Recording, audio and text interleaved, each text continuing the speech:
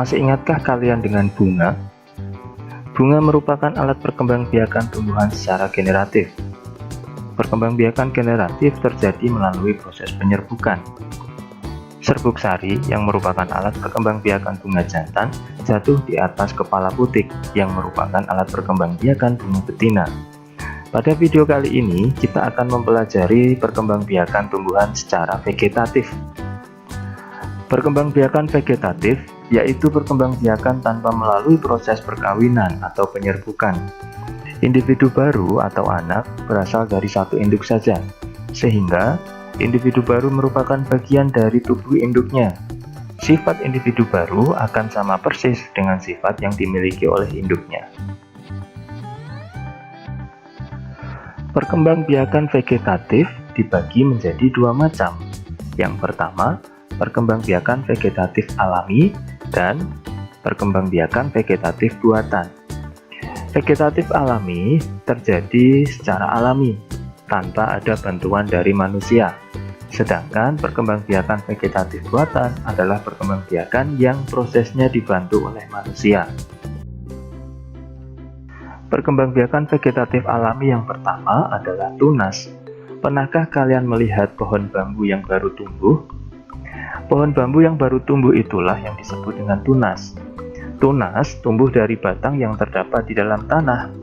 Contoh tumbuhan yang bisa tumbuh dengan cara bertunas ialah bambu, pisang, dan tebu. Selain tunas, ada juga tunas adventif. Tunas adventif adalah tunas yang tumbuh selain pada batang. Biasanya tunas ini tumbuh pada daun ataupun pada akar. Contohnya, tunas yang bisa tumbuh pada daun terjadi pada tanaman cocor bebek.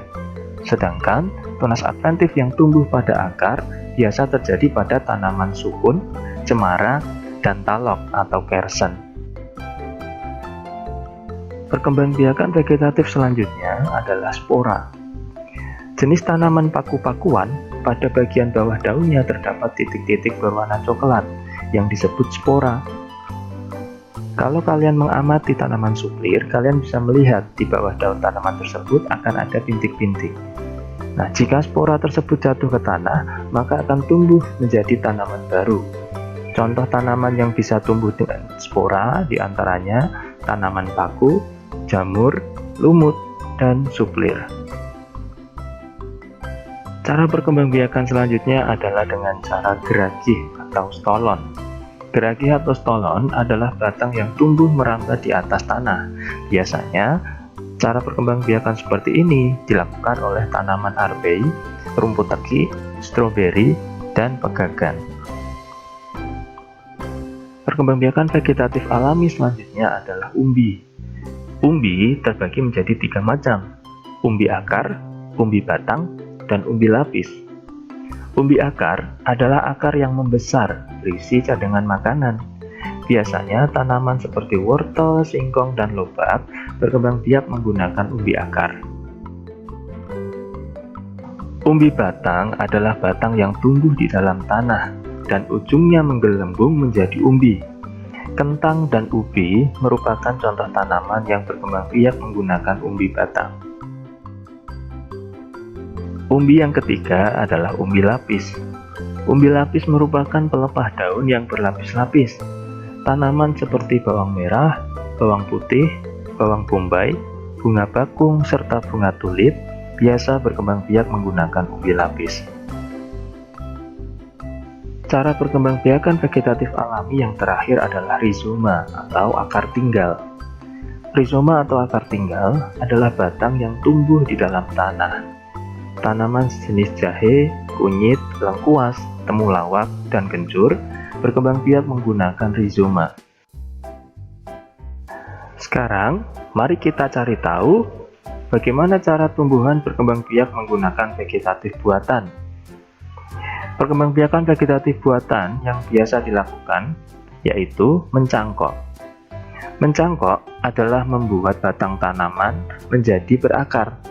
Biasanya, mencangkok ini dilakukan pada tanaman yang berbatang kayu, atau sering juga dilakukan pada buah-buahan seperti buah jambu biji, jambu air, ataupun buah mangga.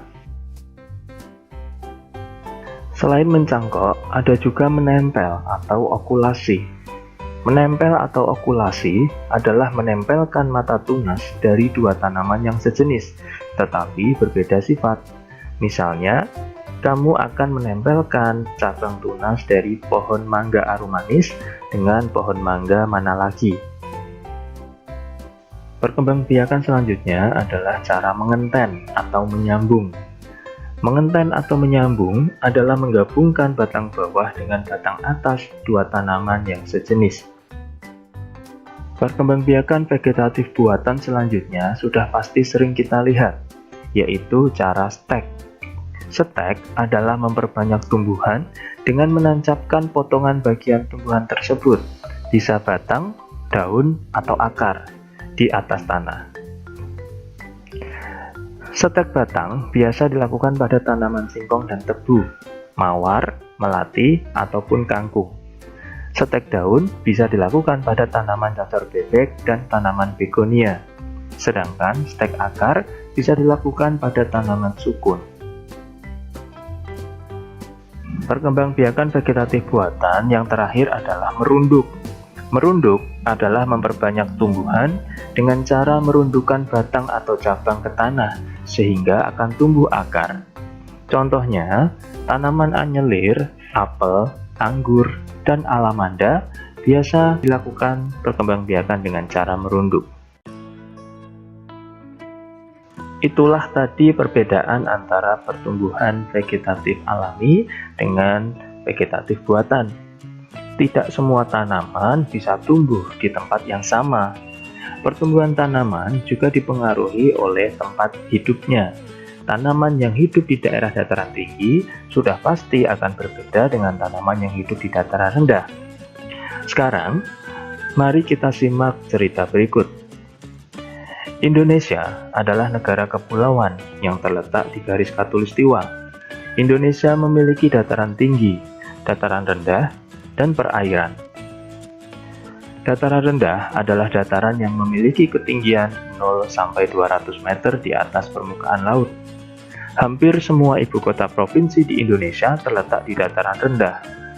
Tumbuhan di dataran rendah adalah padi, palawija, dan tebu. Wilayah pantai termasuk dataran rendah. Indonesia memiliki banyak pantai karena negara kita terdiri atas ribuan pulau. Tumbuhan di wilayah pantai adalah kelapa, bakau, dan ganggang. Dataran tinggi adalah daratan luas dengan ketinggian lebih dari 200 meter di atas permukaan laut.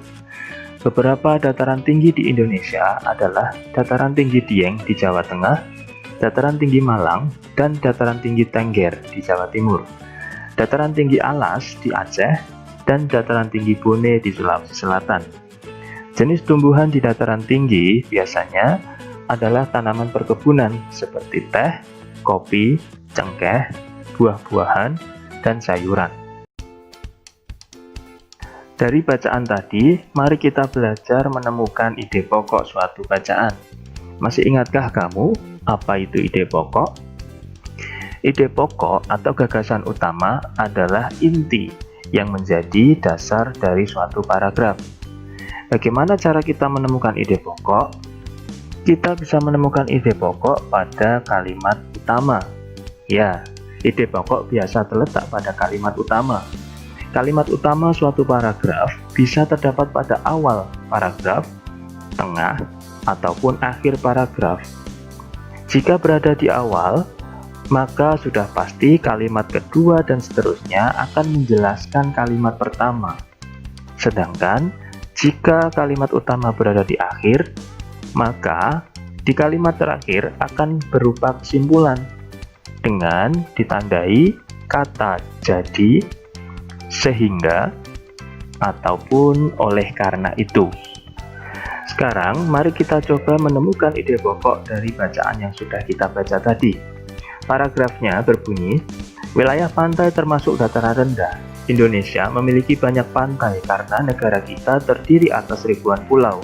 Tumbuhan di wilayah pantai adalah kelapa, bakau, dan ganggang.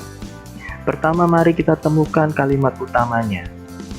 Kamu lihat, pada kalimat terakhir bukan berupa kesimpulan, karena tidak ada jadi dan juga tidak ada sehingga. Maka sudah pasti kalimat utamanya ada di awal, yaitu wilayah pantai termasuk dataran rendah. Kita bisa membuat ide pokok dari kalimat tersebut atau sama persis.